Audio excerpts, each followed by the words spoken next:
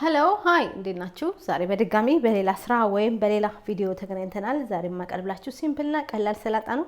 ምን እንዳሉኝ እዚህ ጋር ያሉ ነገሮች አሉ እገልጻለሁ።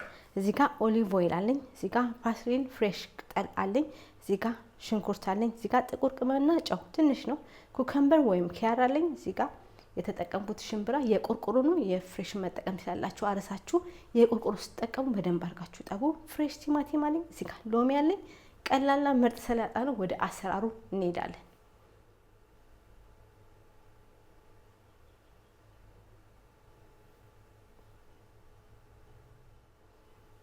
እሺ ንጹህ ዕቃ ታዘጋጃላችሁ ሰፋ ያለ። ከዛ በኋላ ሽምብራችንን ያው እዚህ ውስጥ አድርጋለሁ። ሽምብራ የቆርቆሮ ይጠቀሙት፣ እናንተ የፈለጋችሁ መጠቀም ትችላላችሁ። ቲማቲም እንጨምራለሁ፣ ሽንኩርት እንጨምራለሁ፣ እርጥብ ቅጠል እንጨምራለን፣ ፓስሊን፣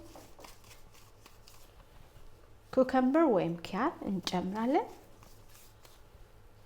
የሎሚ ውሃችንን እናፈሳለን እንደዚህ። ከዛ ዘይታችንን እንጨምራለን እንደዚህ አድርገን።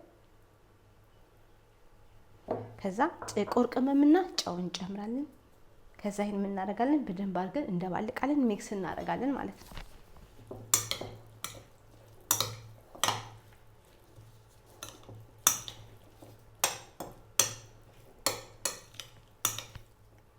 እሺ ይኸውላችሁ ሲምፕልና ቀላል የሆነ ሰላጣ ይኸው እዚህ ጋር አለ። እናንተ ሰርታችሁ መመገብ ትችላላችሁ። በጣም ቀላል በ5 ደቂቃ ሰርታችሁ መመገብ የምትችሉት ነው።